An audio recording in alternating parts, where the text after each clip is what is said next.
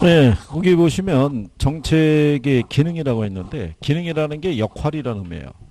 그러니까 정부가 시장에 개입을 할 때는 일정한 역할을 하기 위해서 들어온다라고 생각하시면 돼요. 그래서 거기 보시면 정부의 시장 개입 이유라고 해놨죠. 예.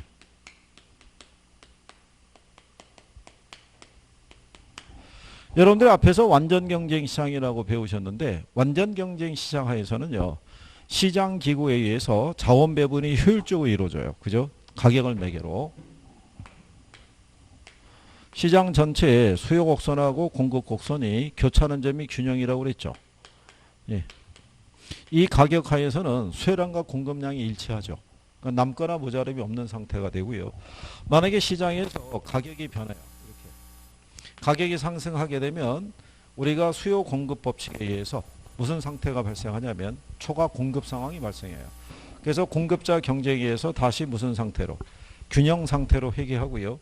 가격이 만약에 하락하게 되면 역시 수요 공급 법칙에 의해서 초과 수요 현상이 나타나요. 그럼 수요자 경쟁에 의해서 다시 어떻게 돼요? 다시 균형 상태로 돌아가죠.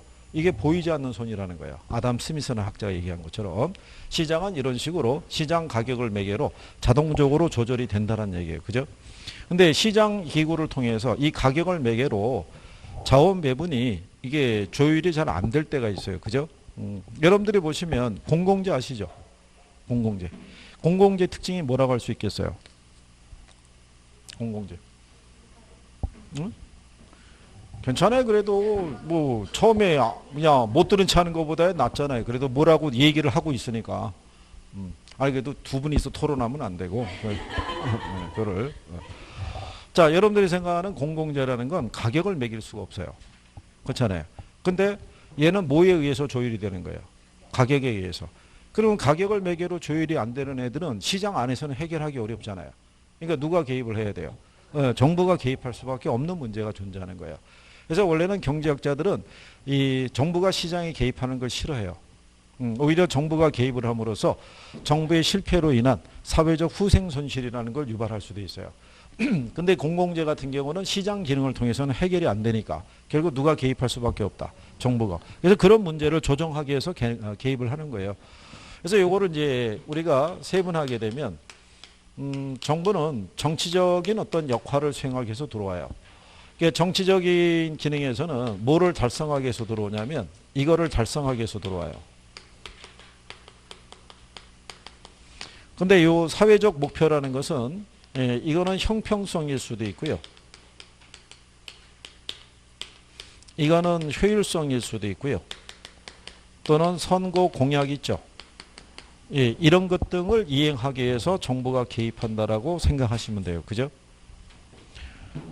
우리 앞에서 주택 소유하고 주택 수요라고 배워보셨죠?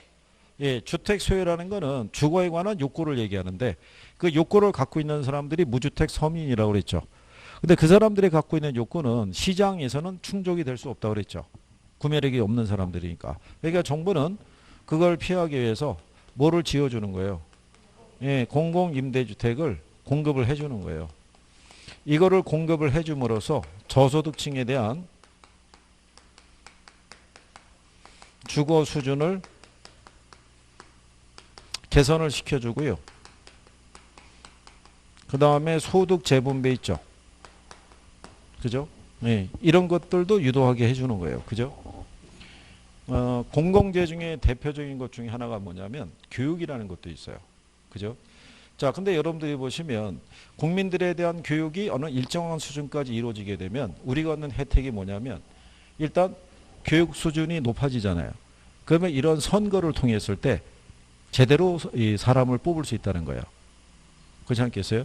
그러면 그런 사람들이 많이 정계에 진출을 하게 되면 국민들의 삶의 질이 조금 더 나아질 수가 있겠죠. 무슨 말인지 아시겠나요? 그리고 교육 수준이 높아지면 범죄 발생률도 떨어진다는 거예요. 통계적으로 봤을 때. 그죠?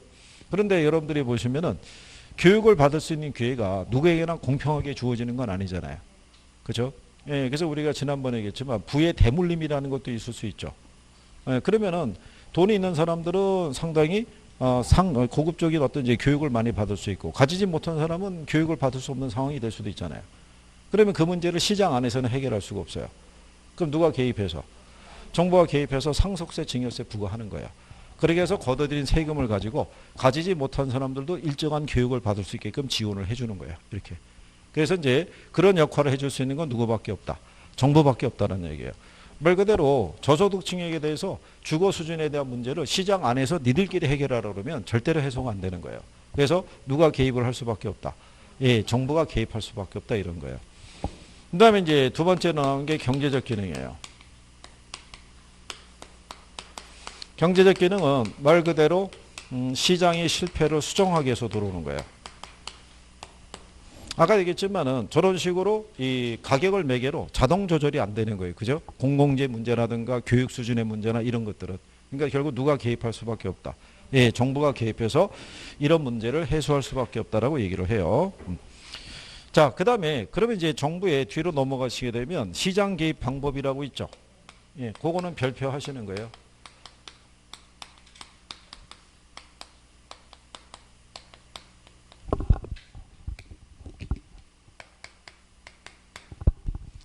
자, 정부의 시장 개입 방법을 보면요. 제일 먼저 나오는 게 무슨 개입이 있어요? 예, 직접 개입이라는 거는 정부가 어디에 들어오는 거예요. 예, 시장이 들어와서 수요자 및 공급자로서의 역할을 수행하는 거라고 그랬죠. 예, 그래서 이제 그 방법이 뭐가 있냐면 공공토지를 비축하는 방법이 있고요. 이거를 우리가 토지은행 제도라고도 얘기를 하죠. 그죠? 그냥 토지 비축이라고도 얘기를 해요. 그 다음에 공영개발이 있죠. 이거는 이제 토지 수용이 있죠. 이렇게도 표현을 하고요. 그 다음에 공공투자 사업이 있죠. 그 다음에 공공임대주택이 있죠.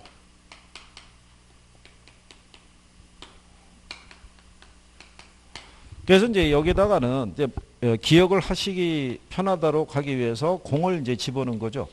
이렇게. 근데 실전에서 나올 때는 반드시 공을 달고 들어오진 않고 이런 표현으로도 들어올 수 있는 거예요. 그죠? 이해하시겠죠? 그리고 이제 이런 게 나왔으면 지금 정도가 됐으면 여기 공공토지 비축이 있죠. 예, 그 다음에 여기 보면은 공영개발 방식이 있죠. 얘네가 똑같이 토지를 필요로 한다는 점은 똑같아요. 그죠? 그런데 토지 소유자 있죠. 토지 소유자의 양도 의사 있죠.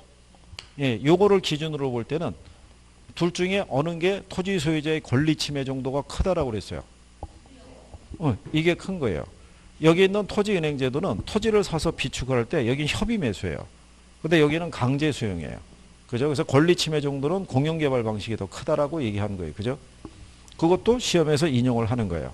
그러니까 정리를 할 때 제목이 나오면은 거기에 연관되는 것까지 정리가 돼 있어야 돼요. 그래야지 문제를 조금 더 쉽게 접근할 수 있다. 이렇게 보시면 되겠고요. 예, 그 다음에 이제 간접 개입에 대한 게 있죠. 이거는 정부가 시장에 직접 개입하는 건 아니고요. 시장 참여자들의 뭐를 조정하는 거예요? 경제적 동기를 조정하는 거라고 생각하시면 되죠. 그러니까 이윤을 조정한다고 보시면 돼요. 그러니까 간접 개입에서 주로 하는 거는요. 돈과 세금 문제라고 보시면 돼요. 그래서 각종 우리가 부담금을 부과할 수 있죠. 그래서 대표적인 게 개발 부담금이 있죠. 또는 재건축 초과이익 환수제에 따라서 초과이익을 우리가 환수할 수도 있고요. 그 다음에 각종 뭐가 있어요? 세금. 요 중에서 여러분들 보유세 아시죠? 예. 그래서 국세가 종부세고 지방세가 재산세죠. 그러니까 이런 거 부과하는 거죠. 예. 그 다음에 금융상의 어떤 지원이 있죠. 그러니까 대출에 관한 규제를 완화시켜 주거나 아니면 대부 비율을 조정해 주거나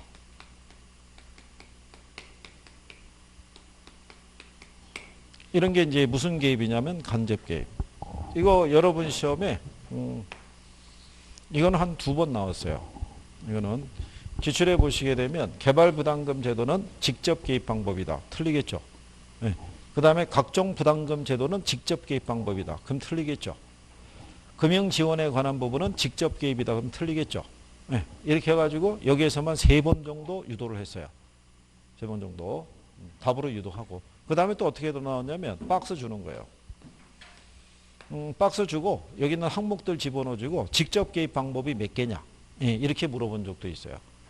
그러니까 외우는 개념보다는 표현이 조금씩 다르게 나오니까 이해를 하는 게 필요하죠. 그렇죠? 예. 그 다음에 이제 세 번째가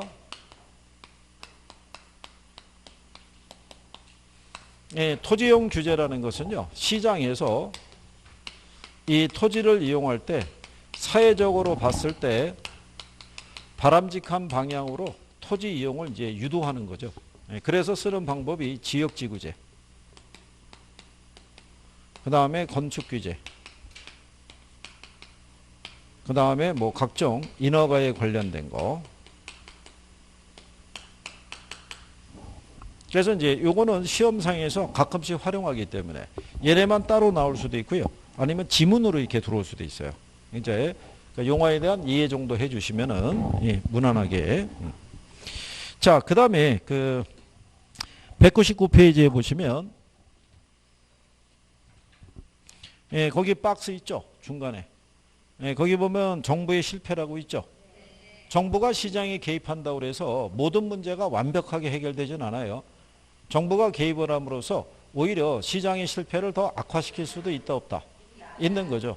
정부가 개입을 해서 발생할 수 있는 것 중에 하나가 경제적 순손실이라고 있다고 그랬죠. 그죠? 예, 그게 주로 정부가 세금을 부과해서 발생하는 거라고 얘기했던 거예요. 그리고 부동산 거래 신고라고 있죠. 예, 거기 보시면 거래계약의 체결일부터 며칠 이내? 30일 이내죠.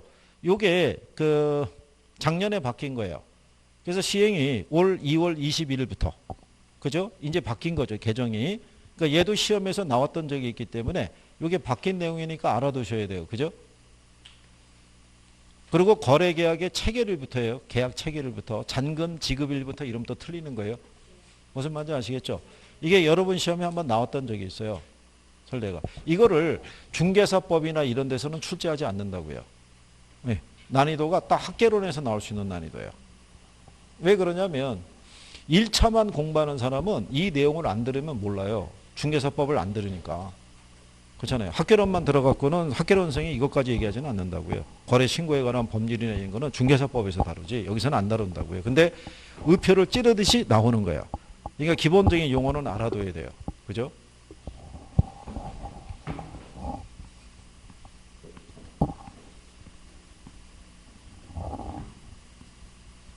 그러니까 1차가 빨리 마무리돼야 2차 공부를 할 거 아니에요. 그죠?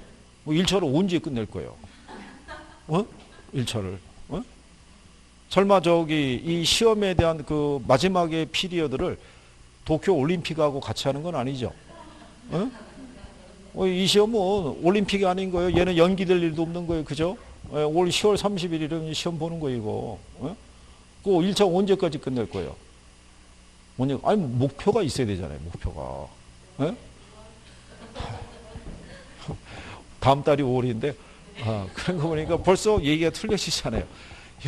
아니, 뭐 이달에 어떻게 해보겠다든가 이런 게 아니라, 아니, 왜 5월로 미루는 거예요, 그거를. 이달에 어떻게든 간에 공부를 해보셔야 되잖아요. 제가 늘상 얘기했죠. 가족들은 예의주시하고 있다고. 나중에 뒷감당 어떻게 할 거예요, 그거. 떨어지면. 올해 저기 학원에서 여름 휴가 주면 휴가 가나요? 뭘 안 가요? 가야지. 그거. 그다음 가야 되는 거죠, 그거. 만약에 안 갔는데 불행한 사태가 발생하면은 1년 동안 시달리는 거예요. 쟤 때문에 여름 휴가도 안 갔는데 시험도 떨어지고 집안 망신이나 이런 게 나오는 거예요. 합격을 해야 되는 거예요, 합격을. 그렇죠. 근데 그게 한번 근데 문제가 뭐냐면 주변에서 이제 아는 사람이 많아지는데 그게 가까운 지인들은 그냥 한 번 보고 이제 끝나는데 나중에 이제 올해 추석은 괜찮아요. 추석 다음에 시험이 있으니까. 근데 내년 구정이 되면은 이제 인척이 모인다고, 인척이 모였을 때 누군가가 또 물어봐요. 사람 많은 데서. 너 혹시 작년에 너 혹시 무슨 시험 본다고 그러지 않았니? 라고 꼭 공개적으로 물어보는 거예요. 그죠? 그때 우리가 할 수 있는 대답이 어떻게 나가야 돼요? 간결하게. 됐어. 그럼 조용한 거야. 그죠? 거기서 우리나라 중개사 시험의 문제점, 학원의 문제점 이런 거 대봐야 소용없어요. 그죠? 사람들은 꼭 확인하고 싶어요.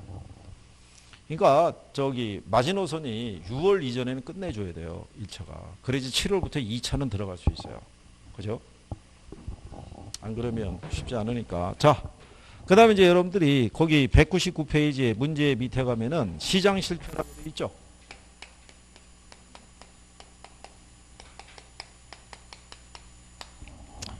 그래서 이제 시장 실패에 대한 얘기가 나오면 좀 아까 우리가 설명해 드린 거죠.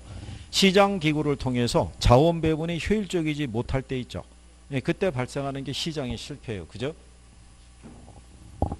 그리고 이제 여러분들이 보시면은 완전 경쟁 시장 하에서는요. 공공재나 외부 효과는 존재하지 않는다는 가설 하에서 완전 경쟁 시장이라는 게 성립을 하는 거예요.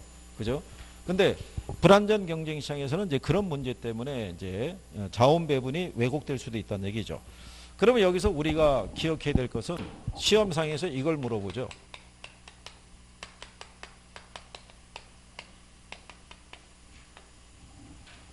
시장 실패 원인이 있죠. 거기 200페이지에 있는 거. 상단에 위에서 네 번째 줄에 보면 양가로 2번에 시장 실패 원인이 있죠. 별표하셔야 되고요. 자, 시장 실패 원인을 보시게 되면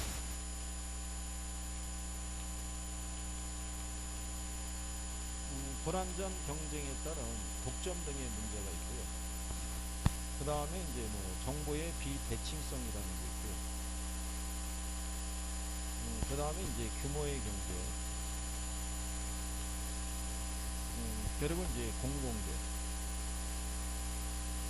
그 다음에 외부 효과. 자, 이건 이제 강의할 때마다 설명해 드리는데 위에는 얘 세 가지 있죠. 얘네가 출제가 될 때는 제목만 나오는 거예요. 여기를 풀어갖고 답을 유도하거나 그러진 않아요. 여기에서 이게 노란색으로 해준 애들 있죠. 얘네들만 단독적으로 내는 거예요. 오지선다로. 그래서 중요한 게 뭐가 제일 중요하다. 공공재하고 외부 효과가 중요한데 이게 이 경제 논리상에서는 시장 실패 원인으로 예를 대요. 공공재를. 근데 부동산학적인 사고에서는 얘가 더 비중이 커요. 그러니까 얘네한테 단독으로 문제가 한 10번 나왔다 그러면 얘가 3번, 얘가 7번 나온 거예요. 그죠? 자, 그러면 이 불완전 경쟁에 따른 독점 등의 문제가 있어요. 그죠? 예. 우리나라 이제 대표적인 이제 독점 시장이 전력 시장 뭐 이런 거예요. 우리나라의 전기 공급은 한전에서만 하잖아요. 그죠? 그럼 시장을 걔네가 지배하고 있을 때 그럼 걔네는 전력을 공급해서 발생할 수 있는 이윤을 걔네가 다 독식하겠죠. 그거는 문제가 안 돼요. 독점이니까. 근데 문제는 걔네가 이윤을 더 많이 가져가기 위해서 시장에 필요한 양보다 적은 양을 생산하는 거예요. 그러면 시장에서 필요한 양보다 적은 양이 공급이 되겠죠. 그러면 가격이 올라갈 거 아니에요. 그러면 좀 더 높아진 가격을 지불해야 되니까 국민들의 삶의 질이 떨어져요. 그죠? 그래서 불완전 경쟁에 따른 무슨 문제가 있어서 과소 생산의 문제가 있다. 그 다음에 정보의 비대칭성이라고 있는데요. 이 비대칭성이라는 거는 정보가 부족해서 나타나는 거예요. 그죠? 우리나라에서 대표적인 정보의 비대칭성이 발생하는 시장이 중고 자동차 시장이에요. 일반인들은 중고차에 대해서 잘 안다 모른다. 몰라요. 그래서 일반적으로 중고차 거래할 때는 차를 잘 아는 사람을 대동하고 가든가 아니면 아는 지인의 차를 매입하는 게 그나마 제일 안전하다라고 얘기를 하죠. 그죠? 근데 뭐 이런 거예요. 중고차가 1000만원짜리가 나와 있어요. 그래서 소비자가 정보가 제한적인 상태에서 1000만원을 주고 중고차를 구입을 했더니 성능이 1000만원에는 훨씬 못 미치는 거예요. 그러면 여기는 속아서 샀다는 생각을 할 거 아니에요. 이게 1000만원 정도의 가치가 있는 게 아니라 내가 봤을 때는 한 800 정도면 적정한 물건인데 너무 비싸게 샀다 이렇게 생각할 거 아니에요. 그러면 1000만원이라는 가격에서는 시장에서 잘 안 팔리겠죠. 그렇잖아요. 그러면 얘네가 가격을 낮춰서 800만원으로 나와요. 그러면 소비자는 일단은 800만원으로 가격이 떨어졌으니까 이제는 그 성능에 맞는 가격으로 시장에서 나왔나 보다 싶어서 다시 소비하죠. 근데 품질은 또 어떻게 돼요? 800만원에 또 못 미치는 거예요. 그러면 사람들은 시장에서 제시된 이 가격에 대해서 불신을 할 수밖에 없죠. 그럼 거래가 제대로 이루어지지 않을 수가 있어요, 없어요? 그럴 수 있죠. 그러면 또 자원 배분이 왜곡이 된다는 거예요. 그러니까 부동산도 똑같아요. 부동산 가격에 관한 100% 정확한 것도 있죠. 네, 지난번에 우리가 얘기했잖아요. 부동산의 가치를 100% 정확하게 평가해 주는 사람은 없어요. 부동산의 가치는 매 순간 달라지기 때문에. 그죠? 그러면은 매도자나 매수자나 거래할 수 있는 가격을 놓고 양쪽 다 불신을 가질 수밖에 없어요. 이게 적정한지 아닌지에 대해서. 그래서 부동산 시장에서는 그런 경우가 많이 나오죠. 팔고 났더니 가격이 뛰더라. 사고 났더니 가격이 떨어지더라. 그러니까 그 부동산에 대한 정보가 제대로 전달이 안 된 거예요. 그죠? 그렇게 되면 시장에서는 거래가 제대로 이루어지기가 어렵잖아요. 물론 이제 이게 경제학의 논리에서는 여기에 따라서 우리가 역선택과 도덕적 해이에 관한 문제가 있는데 우리 그 지난번에 보험 갖고 설명했어요. 그죠? 근데 시험에는 보험 이런 얘기 나온다 안 나온다?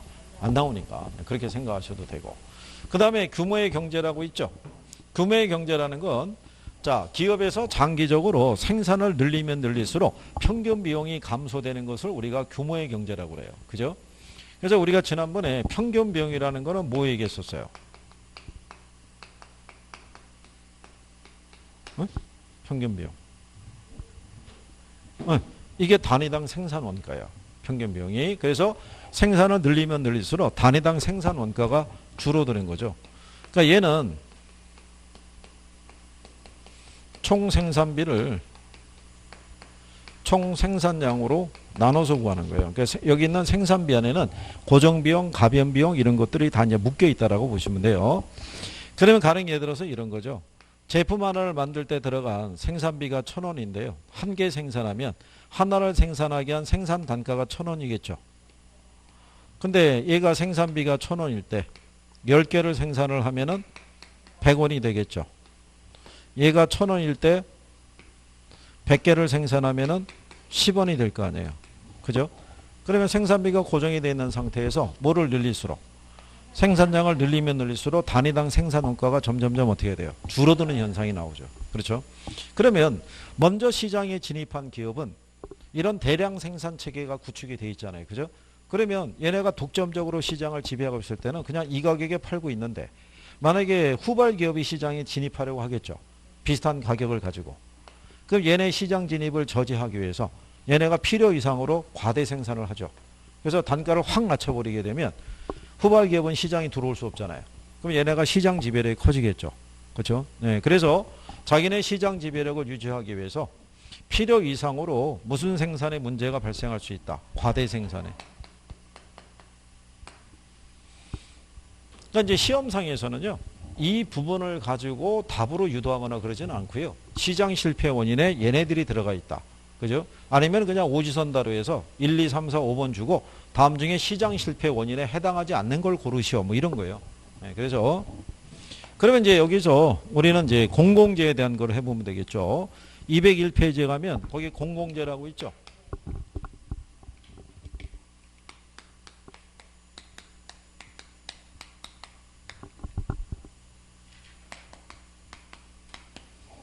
우리가 이 공공재라는 건요. 사적재에 대비되는 애들이 공공재예요. 그렇죠? 우리가 일반 재화는요. 이걸 가지고 있어요. 경합성과 배제성을 갖고 있죠. 그렇죠?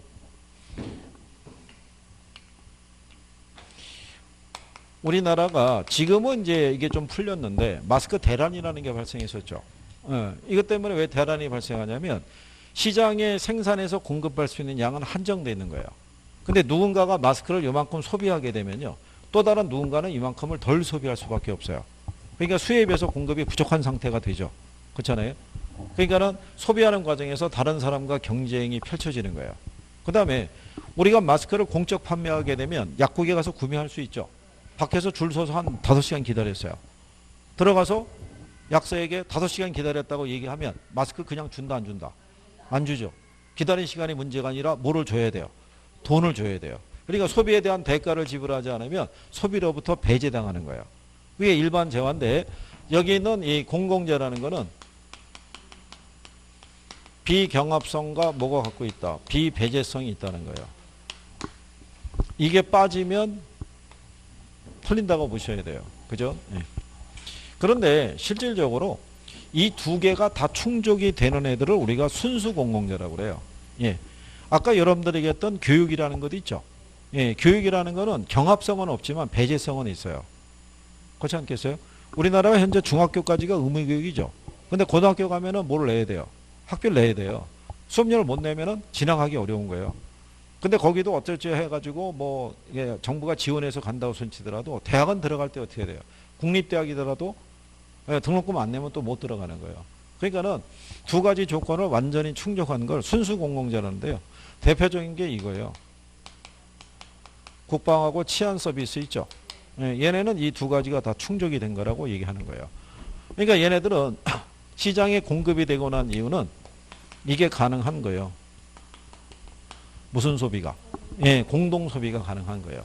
그렇잖아요? 우리나라도 보면은 외국인들이 많이 입국해 있죠. 그러면 외국인들하고 우리나라 사람들하고 이 서비스를 제공받는 과정에서 경쟁을 펼치는 일은 없잖아요. 누구나 공평하게 이 서비스 제공받을 수 있죠. 그 다음에 비배제성이라는 거예요.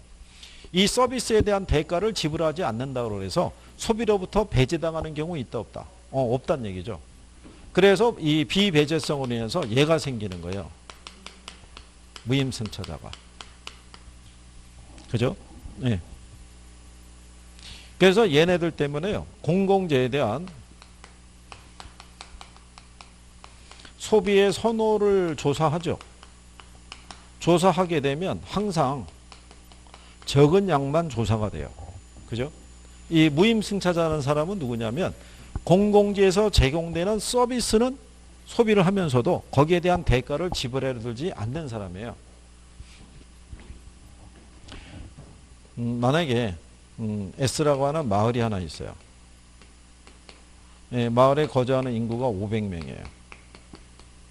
근데 얘네가 이번에 이게 이제 경제 논리에서 있는 건데요. 코로나 때문에 많이 지쳐있는 주민들을 위로하기 위해서 불꽃놀이를 한번 이제 하기로 했던 거예요. 불꽃놀이. 근데 이 불꽃놀이를 하려고 그러면요. 비용이 한 1,000만 원 들어간대요. 근데 이 불꽃놀이를 통해서 사람들이 얻게 되는 편익이 있죠. 그게 한 5천만 원 정도 돼요. 그러면 이 마을에서 봤을 때는 비용보다는 뭐가 커요? 편익이 훨씬 크다고 보고 사람들에게 위안을 줄 수 있겠다 싶어서 이 불꽃놀이에 대한 필요성에 대해서 조사를 해봤어요. 그죠? 그러면 이거 하려고 그러면 500명이니까 비용이 1,000만 원 들어가니까 1인당 2만 원은 내야 돼요. 자, 1인당 2만 원씩 내고 우리 이 불꽃놀이를 관람을 하는 게 어떻게 되냐고 조사하죠. 그러면 태반이 불꽃놀이는 나는 거부한다라는 식으로 얘기를 하는 거예요. 저걸 꼭 봐야 될 이유가 뭐가 있느냐. 뭐 이런 거예요. 그 왜 그런 식으로 태도를 바꾸냐면 막상 절반이 이거 비용 지출을 거부했잖아요. 근데 막상 불꽃놀이가 시작이 됐어요. 하늘에 퍼지는 불꽃놀이를 돈 안 낸 애들은 보지 말아라 이럴 수는 없는 거예요. 그렇잖아요. 그러니까 얘네들은 서비스에 대한 효용은 얻으면서도 대가는 지불하지 않는 거예요. 그러면 이렇게 조사가 나오게 되면 반이 거부하잖아요. 그러면 이건 시행할 수가 없죠. 그렇잖아요. 그러면은 이 문제를 해결하려면 어떻게 하겠어요? 정부가 1인당 2만 원씩의 세금을 걷어요. 세금을. 이걸 불꽃놀이로 쓰는 게 아니라 일률적으로 세금을 걷어서 세금 중에 일부를 가지고 이 비용을 지출하게 되면은 다 볼 수 있어요, 없어요? 다 볼 수 있고 국민이 얻는 편익도 커진다는 얘기죠. 그러니까 시장을 통해서는 생산이 잘 안 되는 거예요. 그러니까 누가 개입을 해서 정부가 개입을 해서 이걸로 충족을 시켜준다 이런 얘기인 거예요. 그래서 시장기구를 통해서 생산을 유도하면은 항상 무슨 생산에 문제가 있다. 과소 생산에 문제가 있다 이런 얘기예요. 이게 시험에 한번 나온 거예요. 이게 2번 나왔죠. 이게 문제로. 네. 작년에도 언급이 된 거예요. 공공재 특성을 아시겠어요? 다음에 올 때 물어볼 거예요. 공공재가 뭔지. 네? 이게 중개사에서 문제를 물어볼 때는요. 거의 용어를 가지고 물어봐요. 그죠? 예, 그래서 그렇게 정리를 하시면 되겠고요. 그래서 여러분들이 뒤에 202페이지에 가시게 되면 공공재 설명 중에서 리을에 가게 되면 나와 있죠. 리을에. 거기 보면 네 번째 줄에 굵은 글씨로 해놨죠.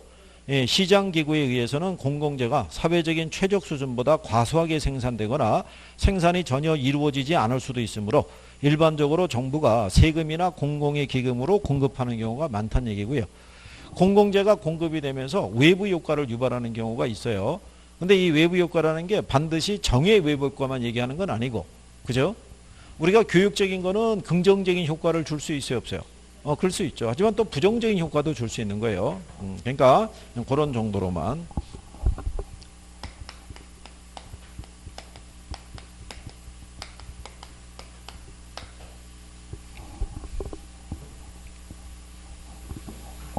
자, 그 다음에 이제 외부 효과에 관한 부분이 있어요. 그죠? 예.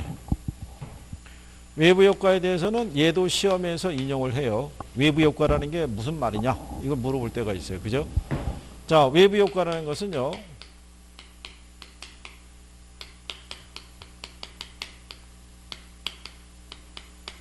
이 경제 주체의 경제 활동이 어디를 통하지 않고요.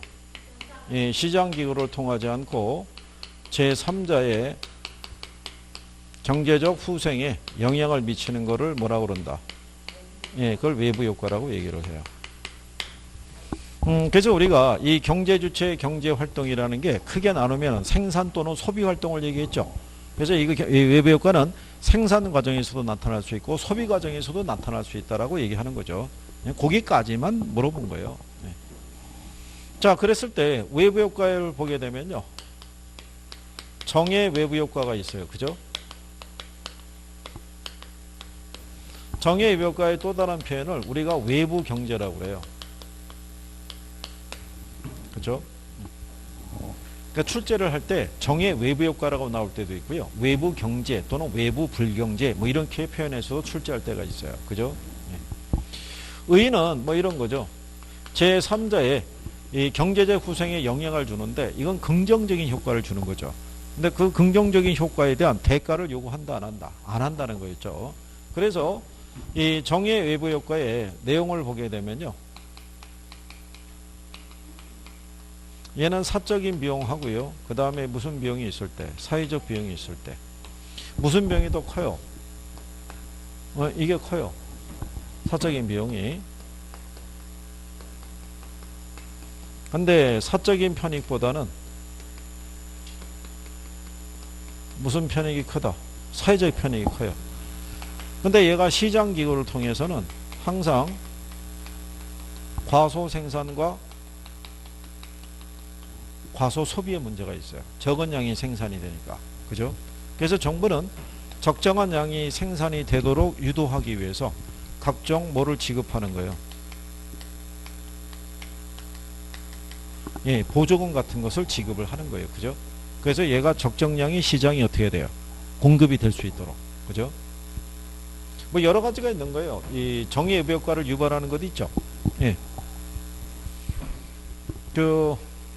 이번에도 이제 코로나 바이러스 때문에 우리가 뭐가 필요해요? 백신이 필요하잖아요. 근데 요즘 아마 많은 제약회사가 이거 개발하기 위해서 아마 난리가 날 거예요. 근데 이 회사 중에 어느 한 연구원이 우연한 게 이 백신을 발견한 거예요. 그렇잖아요. 근데 그 사람은 기업에 소속돼 있잖아요. 그러면 거기서 발생하는 이익을 이 사람이 혼자서 독식할 수가 없어요. 일단 기업의 제품으로 출시하게 될 거니까. 그럼 거기에 따라 뭐를 아무런 대가가 없다 그러면 죽어라고 백신을 만들 이유가 없잖아요. 그러니까 뭐를 줘야 돼요? 일정한 부분의 대가를 줘야 되는 거예요. 이게. 그러니까 예전에는 그런 게 거의 없었어요. 그냥 기업 소유가 됐었는데 요즘은 개인이 만약에 어떤 이런 상품을 하게 되면은 기업에서 적절한 뭐를 보상을 해주게 되는 경우죠. 그러니까 이제 우리나라에도 마찬가지. 우리나라에 보면은 지은 지 몇백 년 된 고택 같은 거 있어요, 없어요? 네. 한 뭐 90건짜리 한옥이 있는 거예요. 그죠? 근데 한옥의 소유자는 자기 집이니까 그냥 자기가 그 안에서 혼자 있으면 되는데 이 사람이 또 많은 사람에게 한옥의 아름다움을 알리고 싶으니까 집을 개방을 한 거예요. 그럼 집을 개방을 했더니 많은 사람들이 어떻게 돼요? 와서 적당하게 제한된 공간만 이렇게 훑어보고 하면 되는데 아무데나 문을 막 열어 제끼면서 사생활 침해 같은 거 할 수 있어요, 없어요? 있고 들어가서 오물이나 뭐 이런 것도 있죠. 이런 걸 거기다 곳곳에 버리고 가는 거예요. 그러면 그 사람의 입장에서는 굳이 한옥을 오픈할 이유가 있어요, 없어요? 이거 청소하는 것도 힘들어 죽겠는데. 그렇잖아요? 그러면 문을 닫아버릴 거 아니에요. 그 많은 사람들이 한옥의 아름다움을 겪을 수 있는 것이 사라지잖아요. 그럴 때 그 주인에게 정부가 보조금을 주는 거예요. 보조금을 줘서 한옥을 관리할 수 있는 비용이 있죠. 연간 예를 들어서 한 2천 또는 3천을 지원해 준다든가 관리인을 하나 붙여준다든가 이렇게 하게 되면 한옥의 아름다움이 계속 많은 사람하고 공유할 수 있어요, 없어요? 있을 거 아니에요. 그러니까 얘가 사적인 비용하고 무슨 비용? 사회적 비용이 있을 때 우리가 이 사회적 비용이라는 건요. 사적인 비용하고요. 그 다음에 여기 있는 그 외부 비용 있죠. 정의외벽가가 발생하면 이 비용을 줄여주는 거예요. 그러니까 사적인 비용이라는 거는 이 사람이 이 만약에 이 고택을 관리하면서 자기가 쏟는 어떤 뭐 예를 들어서 뭐 개인의 어떤 뭐 부담 뭐 이런 것도 있죠. 예, 그 비용이 연간 예를 들어서 한 1,000만 원 수준인데 이 사람이 그 비용 부담을 안 하면서 집을 이렇게 오픈을 해줬을 때 많은 사람들이 한옥에서부터 얻어지는 즐거움이 있죠. 예, 그러니까 거기부터 얻는 편익이 훨씬 크다는 얘기예요. 이 비용을 줄여주기 때문에. 그래서 사적인 비용하고 무슨 비용을 비교하면 이해가 커요. 대신에 이 비용이 커지겠죠. 사회적 편익이. 그죠? 이걸 우리가 무슨 효과를 한다? 정의의 효과. 지난번에는 우리가 무슨 월드컵 경기장 갖고 한번 설명을 해드린 거예요. 그죠? 예, 그래서 그러니까 얘는 시장에서 항상 무슨 생산에 문제가 있어요? 예, 과소 생산에 문제가 있다. 그 다음에 이제 부의 외부 효과가 있을 때요. 얘는 이제 외부 불경제라고도 얘기를 해요. 얘는 제3자의 경제적 후생에 부정적인 영향을 주면서도 거기에 대한 대가를 지불하지 않는 것을 뭐 부의 외부 효과라고 그랬고요. 이게 내용을 보게 되면 이 사적인 비용과 사회적 비용과의 관계를 보면은 이 비용을 크게 해요. 그래서 부의 외부 효과는 무슨 비용을 발생을 시킨다고 얘기했어요? 사회적 비용을 발생을 시키는 거예요. 대신에 사적인 편익이 무슨 편익보다? 사회적 편익보다 커요. 그래서 얘는 시장기구를 통해서 생산을 하면은 과대 생산이 있죠. 거기에 따른 무슨 문제가 있다? 과대 소비의 문제가 있어요. 그래서 정부는 적절하게 뭐를 부과함으로써 예, 조세 등을 부과함으로써 적정량이 생산이 되게끔 유도해야 되더라 이렇게 얘기하죠. 이거는 우리가 지난번에 여기 만약에 시멘트 공장이 하나 있어요. H라는. 그럼 이 공장에서는 시멘트를 생산을 해요. 그러면 시멘트를 생산을 하게 되면 거기에 따라 이제 뭐가 책정이 되겠어요? 판매 가격이. 근데 요 시멘트 생산할 때 들어가는 생산비 있죠. 예, 생산비가 10,000원이래요. 톤당. 그래서 이 사람들은 판매 가격을 얼마로 책정을 해서 톤당 10,000원을 책정해서 시장에다가 100만 톤을 공급을 하고 있어요. 그러면 소비자들은 자기들은 얼마를 주고 톤당 10,000원씩을 주고 이 시멘트를 소비하고 있다라고 생각할 거예요. 그죠? 예, 근데 문제가 뭐냐면 얘네가 이 시멘트를 생산하면서 발생한 오폐수 있죠. 예, 이거를 그냥 방류하는 거예요.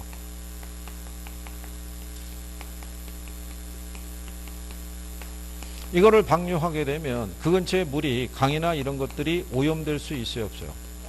오염되면 주변 주민들이 이게 여러 가지 뭐 질환이나 이런 것에 이제 시달릴 수가 있겠죠. 근데 그러면 이 오염된 물을 정화를 시키려고 그러면 이 정화하는 데 비용이 10,000원 들어간대요. 톤당. 그죠? 근데 이 비용은 여기 있는 AT 시멘트 공장에서 자기들이 부담해야 될 비용이라고 인식을 못해요. 자기들이 부담해야 될 비용은 얘를 생산할 때 발생하는 생산비만 자기가 부담해야 될 비용으로 생각해요. 왜냐하면 환경은 자기 소유가 아니니까. 자기 소유 공장에서 발생하는 비용에 대해서만 책임을 지려고 하지 공장 바깥에서 발생한 비용에 대해서는 전혀 신경을 안 쓰는 거죠. 그러면 이거를 정화시키는 비용이 시장 가격에 반영이 돼 있다 안 돼 있다? 안 돼 있는 거죠. 그러면 결국은 이 비용을 누가 부담하겠어요? 결국은 국민들의 세금으로 내야 되는 거죠. 그렇지 않겠어요? 그러면 여기에 따른 이제 뭐가? 민원이 발생하는 거죠. 민원이. 그래서 정부가 개입해서 오염원을 추적해요. 잡았어요. 잡게 되면 행정상의 제재를 가함과 동시에 뭐를 여기다 플러스하라고 그러겠어요. 이거를 방지하는 시설이 있죠. 이걸 설치하라고 그래요. 그러면 생산비가 톤당 10,000원이 더 들어가요. 이렇게. 그러면 얘네의 생산비가 10,000원이 아니죠. 얼마가 돼요? 20,000원. 근데 판매 가격을 10,000원에 할 수는 없잖아요. 그럼 판매 가격을 올리려면 어떻게 돼요? 공급을 줄여야 돼요. 공급을 줄여야 가격이 올라가는 거죠. 그죠? 그러니까 규제 전에는 시장에 공급되고 있는 이게 그림은 완전한 그림은 아닌데요. 요게 사적 비용만 반영이 되어 있는 거예요. 요때 가격이 얼마에서 10,000원에서 100만 톤을 생산하고 있잖아요. 요게 과대 생산된 거예요. 요거는 개인이 무슨 비용 부담을 안지 않은 거예요. 여기는 이 사회적 비용을 부담하지 않은 거예요. 그러니까 여기서 나오는 이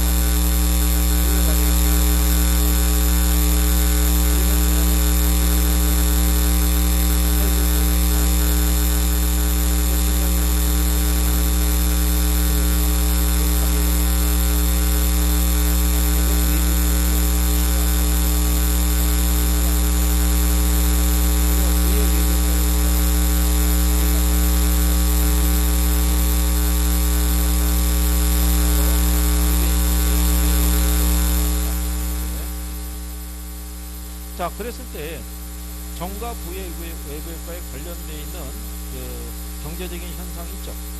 그게 우리가 님비 현상이 있고 뭐가 있다 그랬어요. 핀피 현상이 있다라고 얘기했어요. 그죠? 그게 교재에 보시면 207페이지에 있어요. 207페이지 하단에 가게 되면 핀피 현상이라고 있죠. 이게 플리즈 마이 프론티아드라고 해서 우리 집의 가치를 높일 수 있는 것 있죠. 만약에 우리 동네 공원 만든다 그러면 우리 집 앞에다 만들어달라고. 근데 뒤로 넘어가면 님비 현상이라고 있죠. 나딘 마이 백야드라고 해서 우리 집의 가치를 떨어뜨릴 수 있는 거는 우리 집 뒷마당은 물론이고 우리 동네는 훨씬 더 많다는 거예요. 그죠? 네, 그게 이제 지역 이기주의라고 얘기하는 거예요. 네. 그것도 시험에 나온 적이 있어요. 그잖아요. 자, 그러면 이런 외부 효과 문제를 해결할 수 있는 방법이 있죠. 예, 그게 이제 205페이지 밑에서 네 번째 줄에 있어요.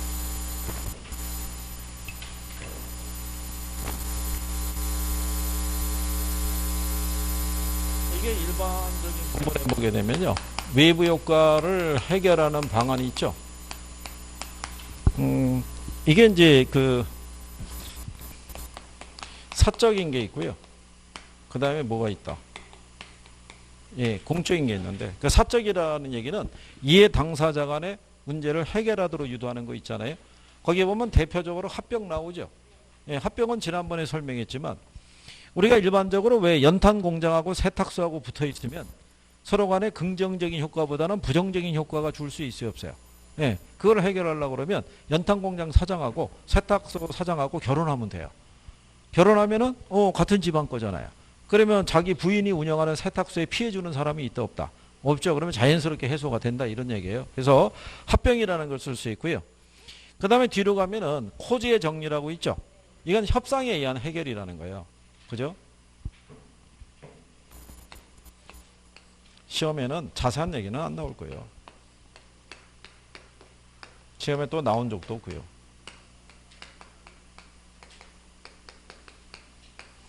(1층하고) (2층으로) 된 주택이 있는데 2층에 거주하고 있는 사람이 개를 한 마리 키워요. 근데 개가 계속 짖을 거 아니에요. 그럼 이 사람이 계속 시끄러워서 견딜 수 없는 그런 상황이 되게 되면 서로 간에 분쟁이라는 게 발생할 수 있어요, 없어요? 있을 거 아니에요. 그런데 여기 있는 이 사람이 반려견이라는 걸 키우면서 이 사람이 얻을 수 있는 효용이 한 500만 원 정도의 가치가 있어요. 그죠? 근데 이 사람은 조용하게 지낼 수 있는 그 권리 있죠. 그 가치가 자기는 한 1,000만 원 정도예요. 효용이. 시끄러운 것보다는 조용하게 지내는 게 훨씬 더 큰 자기한테 편익을 가져다 생각을 해요. 그러면 얘한테 제안할 수가 있겠죠. 내가 550 줄 테니까 걔를 팔아버려라. 아니면 다른 곳으로 보내달라. 이렇게 협상을 제안할 수 있어요, 없어요? 있을 때 얘가 생각하는 게 500만 원 정도의 효용이라고 그러면 550만 원 받고 걔를 다른 데로 보낼 수도 있다는 얘기죠. 그건 문제가 해결될 수도 있어요, 없어요? 있는데 문제는 얘가 개를 데리면서 얻을 수 있는 효용이 1,000만 원이 넘는 거예요. 그럼 이 사람이 그 협상을 제안하면 협상이 받아들여지지가 않을 수도 있잖아요. 그런데 이 기준이라는 게 주관적이잖아요. 그렇잖아요. 그럼 서로 간에 이해타산이 안 맞으니까 협상이 결렬될 수 있어요, 없어요? 그러면 우리끼리 해서는 안 되나 보다. 그럼 변호사를 사가지고 또 소송이 붙을 수도 있어요, 없어요? 그러면 그 비용 문제의 부담이 너무 커지잖아요. 이게 정부가 개입하는 것보다는 개인 간의 협상에서 문제를 해결하는 게 가장 이상적인데 현실은 쉽지 않다는 얘기예요. 그 협상이라는 게 쉽게 이루어지기가 어려운 거예요. 자기가 얻는 편익에 대해서는 주관적인 생각을 다 한다고요. 그죠? 그래서 코즈의 정리의 의미는 뭐냐면 정부가 일일이 개입해서 외부 효과 문제를 조정하기보다는 시장에다가 각각 개인이 가질 수 있는 권리 있죠. 예, 그 권리에 대한 기준을 제시해 주게 되면 그걸로 자체적인 협상을 통해서 해결하라 뭐 이런 얘기예요. 그래서 그냥 여기서는 해결 방안 중에 뭐가 들어갈 수 있다. 예, 코즈의 정리가 있다. 뭐 이런 정도로만 알아두셔도 돼요. 그 다음에 이제 공적인 해결 방안이 있죠. 예, 공적인 해결 방안에서는 이 경제학자들이 가장 대표적으로 생각하는 건 세금을 부과하는 거예요. 조세를. 근데 그 조세를 부과해야 된다라고 주장한 사람이 거기 보면은 피구라고 있죠. 예, 그래서 일명 피구세라고 그래요. 이거를.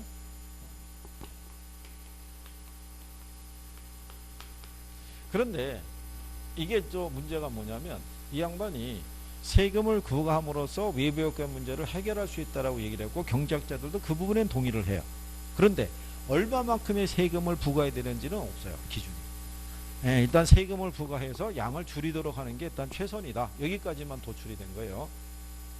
무슨 말인지 아시겠죠? 예, 안 그러면은 또 지역지구제 같은 거를 써서 우리가 문제 해결할 수 있는 방법이 있죠.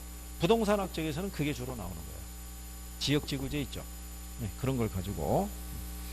그 다음에 그 직접 규제안에 보게 되면 오염물질 배출권이 있죠. 예, 그것도 모의고사에 나올지도 몰라요.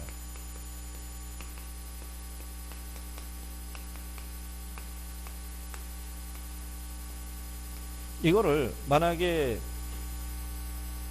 정부가 여기 만약에 A라는 공장이 있고요. B라는 공장이 있었을 때 니네는 여기에다가 만약에 이 상손에다가 오염물질을 단 1리터도 배출하면 안 돼. 그러면 얘네는 문을 닫을 수밖에 없을 거예요. 그러니까 일정한 부분은 어떻게 해야 돼요? 허용을 해주는 거예요. 허용을 해주되 문제는 뭐냐면 얘네에게 동일한 오염물질 배출권에 대한 총량을 정해주게 되면 이 공장의 성격에 따라 오염물질이 많이 나온 애도 있고 적게 나온 애도 있어요, 없어요? 있을 거 아니에요. 그러면 얘네가 총량은 500kg로 정해주는 거예요. 정해주는데 얘는 100kg만 배출하면 돼요. 근데 얘는 최소한 못해도 400kg는 뭐 예를 들어서 뭐 400kg가 배출이 돼야 돼요. 근데 얘는 그러면은 빡빡하고 얘는 남잖아요. 그럼 얘는 나머지가 여유가 얼마 있어요? 400이 있고 얘는 예를 들어서 뭐 400kg까지 배출해야 되는데 가지고 있는 쿼터의 양이 있다 그러면 요게 남는 거를 얘한테 거래할 수도 있는 거예요. 그래갖고 총량만 몇 킬로에 맞춰주면 500kg에 맞춰주면 가능하다 뭐 이런 건데요. 근데 이것도 시험에서 오염물질 배출권 같은 거는 나온 선례가 없어요. 근데 선생들이 모의고사를 낼 때는 쓸 수도 있을 거예요. 용어가 이제 그런 정도로만 알아두시면 돼요. 이해하시겠나요? 그래서 그런 내용을 정리하신 거고요. 뒤로 넘어가시면 208페이지에 이제 토지 정책이라고 있죠. 예, 그래서 잠깐 쉬었다가 또 얘기해 보시는 거예요.